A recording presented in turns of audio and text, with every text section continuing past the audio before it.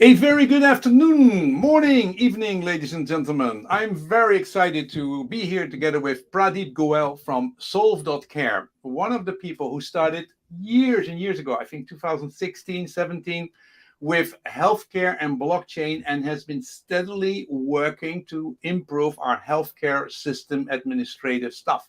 Lots of new things to discuss. They just introduced their own new layer, specially created for healthcare. But we're also going to talk a little bit about the update of the company because I'm really impressed how they're doing this in very difficult circumstances. Because I mean, a large part of the development is in the Ukraine. So, Pradeep, thank you very much. We have exactly half an hour to talk to you, which is not enough because we have hours to say.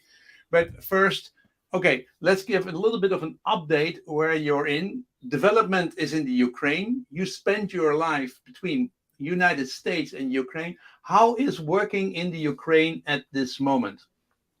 First, thank you for having me, Vincent. It is always a pleasure to be on your show. And about Ukraine, yeah, Solvecare team, there's always been and still is a significant part of our team is based in Ukraine. And I do spend half my time there, especially before February last year, now a little bit less. My team is doing great. We did a lot of things to protect them, to ensure that they can continue to function, to give them the options to leave Ukraine, and many did. So we stood up an office across the border in Hungary, as well as relocated our members to other parts of Europe that they want. So we have a much more diverse location now, but our team is very cohesive. I'm very proud of them. I'm honored to lead them. I think they are one of the most amazing, resilient group of people I've ever met. And I do visit Ukraine still. Yeah. The only real impact that had on us was that we became not just an IT company, but we also became some degree of a humanitarian company in that we started a number of initiatives in Ukraine to help people who needed our assistance. And we are very proud. I'm very proud of the team, my team, that has done an amazing job of not just running the business, but also supporting others. It's been a really incredible year. Yeah, I think resilience is a Yes. beautiful word describing what the Ukrainian people have done, how they showed us to us. I mean, you know them already for a very long time, but they definitely lived up way more than our expectations. Okay, sorry, we cannot talk about it. We maybe should do a separate show about it, but I want to focus on the subject. Just a 1 minute introduction of what Solve.care is trying to do to interact the medical people, the patient, and the insurance company, and to make a network of care, and which is not medical but more administrative driven. Tell me in 1 minute what Solve.care tries to solve and how do they solve it. So what we are doing is we have built an open architecture platform that every healthcare stakeholder can use and trust, but it is based on a technology that is not in the control of any one entity. And the core premise, the core problem we are solving are the three fundamental silos in healthcare: the data silo, the delivery silo, and the payment silo, which are insidious in that they work together to make healthcare expensive and inflexible. And it is a problem that's worldwide. In some degree, in some dimension, the same problem everywhere. So we decided to build a platform 6 years ago that addresses this need for a common open architecture full stack platform. It's a mouthful, but really one framework on which patients, doctors, insurance companies, pharmacies, labs, pharmaceutical companies, government agencies can use in a way that allows more effective administration, more easier access, and more auditable, traceable, programmable payments. Yeah. And our view is that those three things together address the three silos that ultimately ail healthcare in any and every part of the world. And this platform is what we've been building, and we are very excited that it's moved to real strength and utility in the market. So that's who Solvecare is. It's a platform company for healthcare using some of the cutting edge technologies, bringing them together along with our experience to deliver an architecture that everyone can rely upon.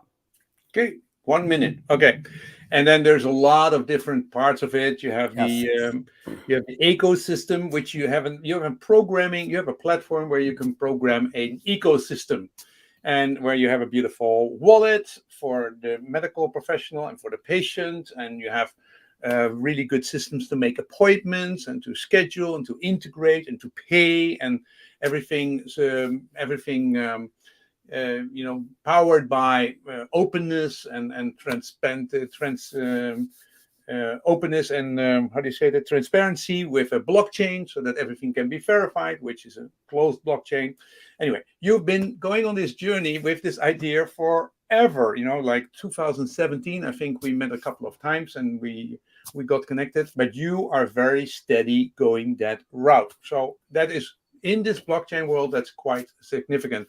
A little bit about what I thought about your background. You did old systems, with Blue Cross. You were the CIO of Blue Cross, beautiful, old-fashioned, big systems.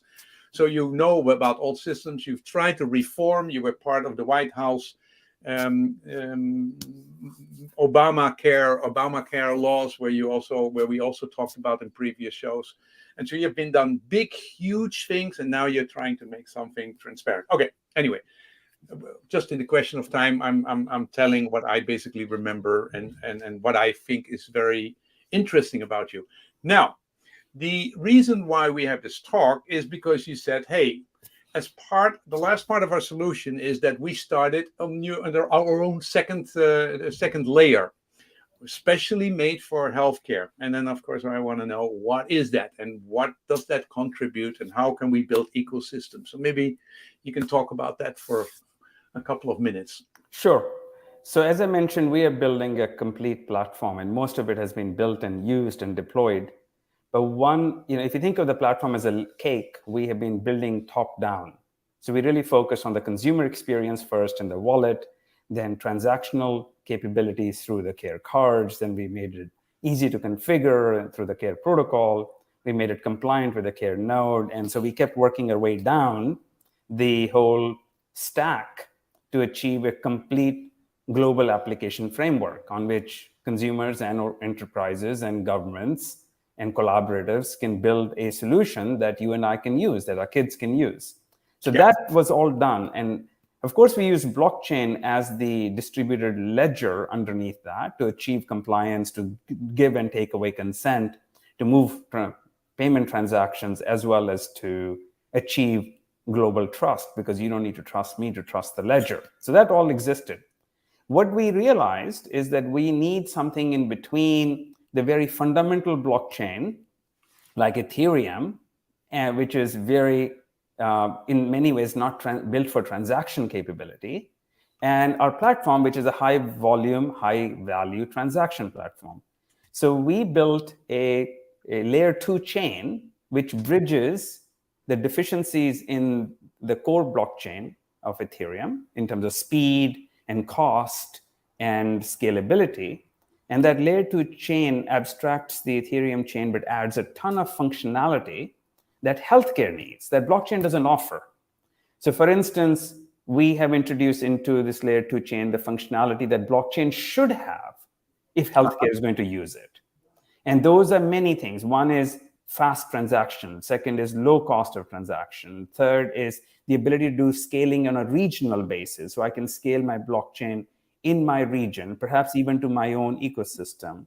I needed the ability to make sure that this chain is a good actor chain, so that there is no bad actor on the chain who can access data when we don't want our data to sit in certain countries or in the hands of certain actors. So this chain has a verified competency, in the sense that every chain host, every chain node is in the hands of a proven competent entity. So it's a good actor chain, which means you can trust it. As a former CIO, I don't want my data sitting on unknown computers in the garage of a kid in Vietnam or in the hands of a state-sponsored intelligence service in North Korea. Whatever it is that I need to know that my data, my people, my payments are in the hands of people who are fundamentally either good participants or good actors. So that's what the chain does. It brings in that layer of trust.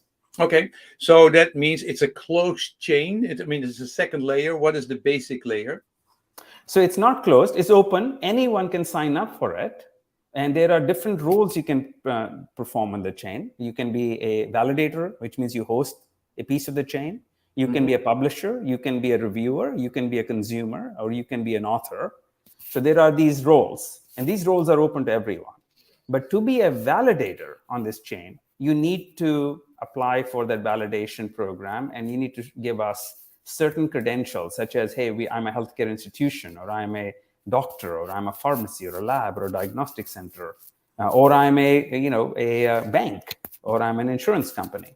Mhm. And having identified that those good actors, you can stand up as many nodes as you want after that. But Mhm. that gives you a competency badge, a NFT that you have, which gives you the right to connect your nodes to the chain. So it's open, it's globally available. Any physician in Singapore or in Senegal can host a chain node. That's not an issue. But we Okay. do exclude bad actors. So our goal here is to keep it open, but to ensure that bad actors do not get to participate on the chain. Okay. So we can go to this website called Chain. What is it? CareChain.network. What can we find on that? What kind of information is found on that website? It is more than what you described. What kind of documentation can we find there to see it? And still, the second question I have: what's the base layer? What is this second layer built on? So I'll answer the second question first, Vincent. It's based on Ethereum. So this is an Yeah. ERC20 or EVM compliant chain. Hmm. And it brings all the power of Ethereum, but it gives you a ton of additional functionality. So first, it's a proof of competency chain. And that means that every actor on the chain can be identified with a certain competency, such as a doctor or a nurse Yeah. or a pharmacy. And that competency badge lets you interact with people with the zero knowledge proof in terms of we don't need to know your identity to know your competency.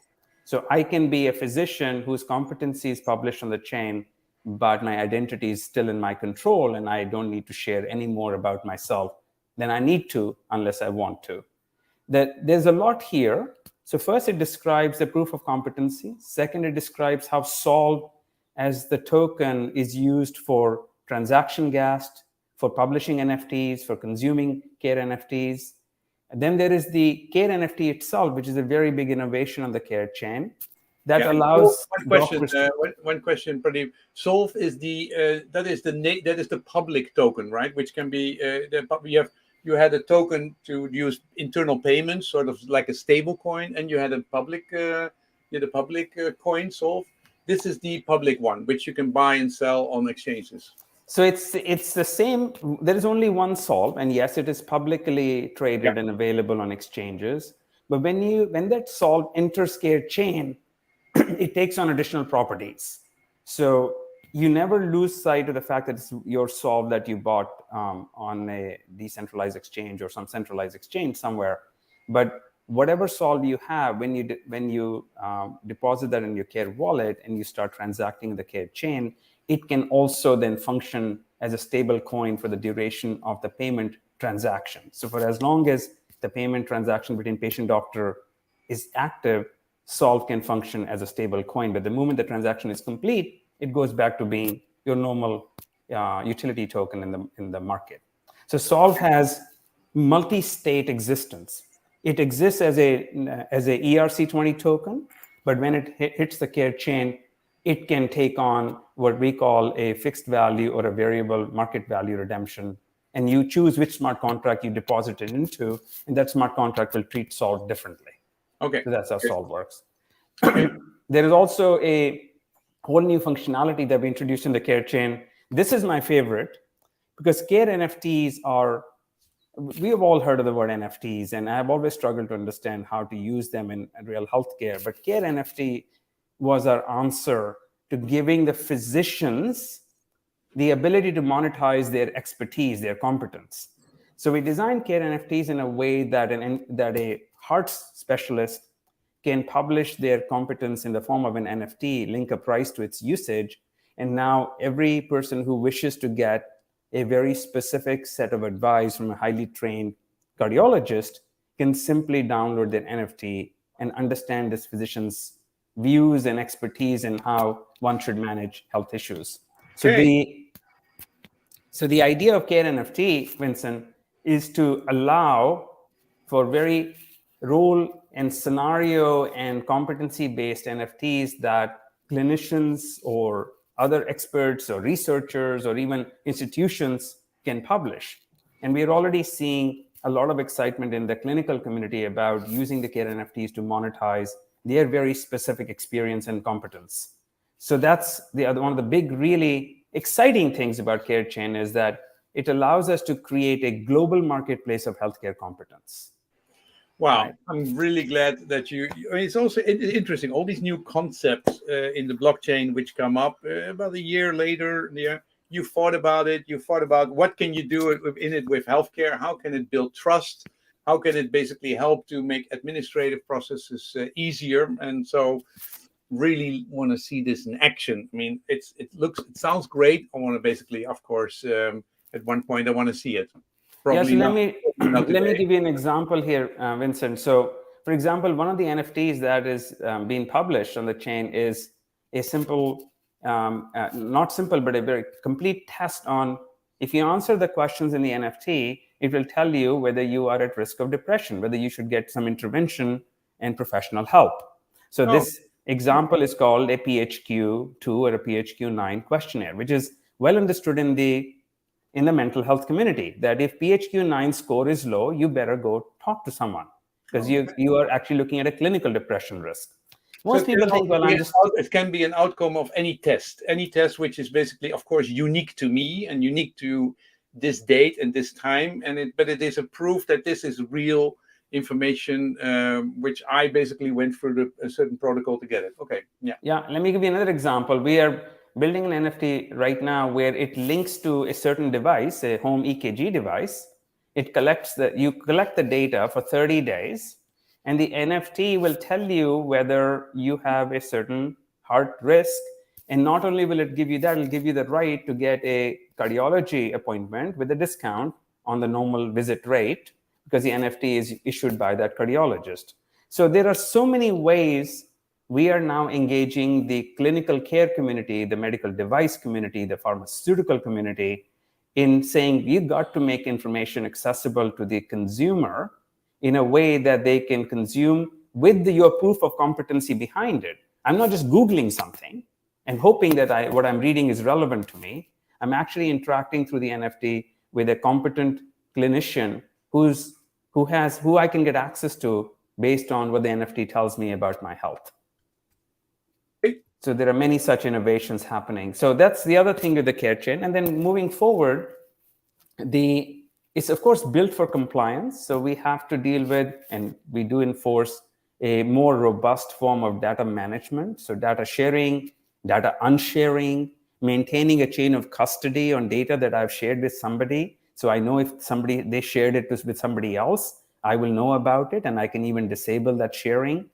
I have the ability to prove that I gave consent. I have the ability to prove that I received consent.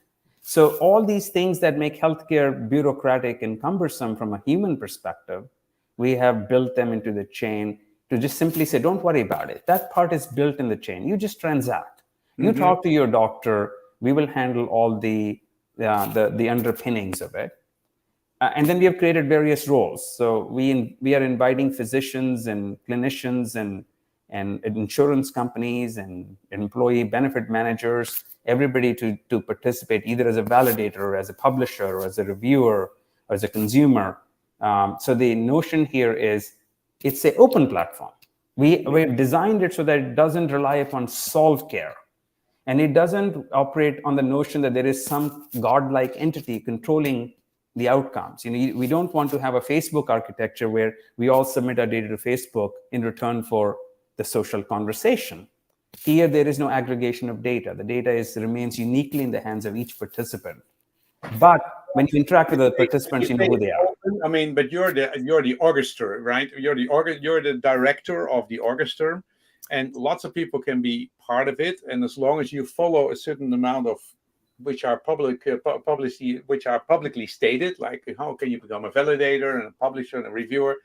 As long as you follow those rules, then you can be part of this this chain and this network. One question there. This is your public Solve.care ecosystem, right? But your whole platform has been created so that everybody can create their own ecosystem, which is has their own rules and which is in their own way organized, and which can be in different countries, different regions, different states, different particular kind of care. How do these private ecosystems and your public one, how do they relate to each other? Are they on the same basis, on the same technology? Are they different variations? Are they integrated? Yeah, so all the public networks or private networks, it depends on our clients and or the community who is using our chain. The rules of access to their network is defined by them. So they are an author. And the author determines if my network is global, open, anybody in the world can join my care network because I'm publishing information about diabetes and I want anyone in the world to have access to my diabetic care program. Or no, I'm regulated by this law, so I want to be only available in Singapore. So the access is determined by the author on our platform. So every author decides how narrow or big their solution is in terms of access to humanity. Now, in terms of CareChain sits underneath every network, and you leverage the power of the network, of the chain in your network. You say, look, I want to have zero knowledge proof. I want to use competency badges. I want to have care NFTs in my network, or I don't. So depending upon the type of network that I'm building, I may use NFTs or I may not. But the chain sits underneath that. Okay. The last thing that related to that is we also are opening the chains to, if there is some health innovator, and there are many, thousands of them, who have built their own application framework, their own ecosystem framework, similar to Care platform that Solvecare has published, they can still use CareChain. They don't need to use our ecosystem framework to use CareChain. They can build their completely custom ecosystem if they want, but it'll take them a lot longer. If they use a Care platform, it'll take them weeks. If you build it from scratch, it might take you years, but you are free to do so. Okay. I just want to tell for everybody who looks at this, we only have time to basically get to the surface. I thought there was a really nice AMA, Ask Me Anything session, where basically Pradeep was telling a lot of different, answering a lot of questions. It's an hour and an hour and a half. And it goes everywhere from product updates to how is it going on Korea and what happens with the different aspects of the business. So it's really, I could recommend everybody who wants to know more about Solve.care and what they're doing. This is a good update, very honest, clear update. So I just wanted to share that because we have 5 minutes left, and that is just not good. Okay. You have a whole new block. You have a Layer-2 blockchain, which is basically optimized for healthcare because of all the things you've just said. Right. I know that you're now working on a bunch of different countries and a bunch of different clients. Can you tell me a little bit about what your solution, how much your solution is used in terms of countries, members, patients, people, and doctors? Where are you at the moment of, not only building but applying? So the platform and the chain. So there are two parts to our solution: Care platform and CareChain. They work together. CareChain being the newest capability we have introduced. On the Care platform, we have had clients using it for many years now. We had originally the Arizona Care Network, then the Beringer Ingelheim, then we built a medical transportation network, then we built on it employee wellness and mental health network. Now we have clients building on it cardiology care, acute care, pregnancy care, mental health. And these are all clinical organizations. These are hospitals, these are large clinics, these are multi-physician practices, or these are pharmaceutical companies. In one case, we have a school system using a platform to keep all their teachers in sync in terms of health issues of very broad. So it's broad, right? I mean, we all heard about Korea, where you made a big splash and a big, very interesting working together. What other countries are, except for America and Korea, what can you mention? Canada, We are seeing traction in the Middle East and in Latin America. We are not present in Africa and Australia, but I think every other continent we are currently doing business. And I'm just really frustrated here because, I mean, we've been trying, but the Dutch, who have the most horrible decentralized, and they call it decentralized, but I call it totally fragmented system. We have one of the most horrible systems, which are fine for hospitals, but anything with integration doesn't work. And I'm still wanting to invite people saying, hey, let's do a pilot here in the Netherlands. I know it's not your first priority, but I mean, I would like, as a Dutchman, see it in working. Vincent, on that front, we'll be happy to offer you or the Dutch government a completely free access to our platform. So if they are ready, we are more than ready to help. And there are so many opportunities. Yeah, well, I'm going to Estonia. I'm going to Estonia with 30 doctors, and Estonia is one of the most interesting, very well organized digital health system, which is now 15 years old, and it's old, and it's basically crumbling, and they need to go to a new version. So I want to also basically introduce to these doctors, saying, hey, anybody in Estonia says the most sophisticated healthcare system is in the Ukraine, because it's just been completely digital, completely made, and you're part of that. And I want to also expose that to Solve healthcare platform. And that's a nice offer. But I mean, I think we spend 100 billion euro to a billion now. Yeah, I think it's the right billion. It's $100,000 million a year. So we spend plenty of money on healthcare. That's not the problem. It's more how we can orchestrate the whole thing, and that's basically what you're trying to do. So we have a couple of last questions. How many patients are exposed to your platform? Use the Care wallet, for example, once a year or something? How big is that group now? I don't have the exact count because our clients maintain that count, and we don't see that. We see transactions, not the individual number of participants. That's their internal controls. But I would say this year, we have a very clear target. There are 10 fundamental disease conditions, not fundamental, there are 10 very common disease conditions that impact over 4 billion people and will result in the death of more than half the humanity. 1 out of 2 people will suffer from one or more of these diseases, be it hypertension or diabetes or renal failure and so on. And our mission is very clear: to launch a network for each of these disease conditions, so that by over the next 12 to 18 months, every human being on the planet has something reasonable and valuable and usable on our platform. Mm-hmm. And whether they all use it or not, I want to make it available to them. I hope you never have to look up hypertension and never have to download a NFT about how do you manage hypertension at a certain age. But if you do, it should be available, it should be affordable, and it should be instant. And it should be backed by a real proof of competency. Right. So that mission is what we have set for ourselves in 23, 24, is that cover every major disease condition, make it available to every person on the planet. Yeah, that's a nice, hairy, big goal. And so I'd love to see how fast the triage is being done on basically on your NFT systems and basically managed in the cloud. Okay, I'm really sorry, guys, you've put in so many questions, but one simple question: are the services available to non-crypto people? They are designed for non-crypto people. They're designed for grandma. So all you need is a Care wallet. Yep. And you don't need to learn crypto, and you don't need to learn anything more. You're not playing with blockchain. You're playing with your need and your service. So simply the Care wallet with a very easy to use interface, and the rest is handled by the wallet. It's just in the background. You don't have to worry about it. Okay, then of course this is also an easy Malay. Somebody from Malay.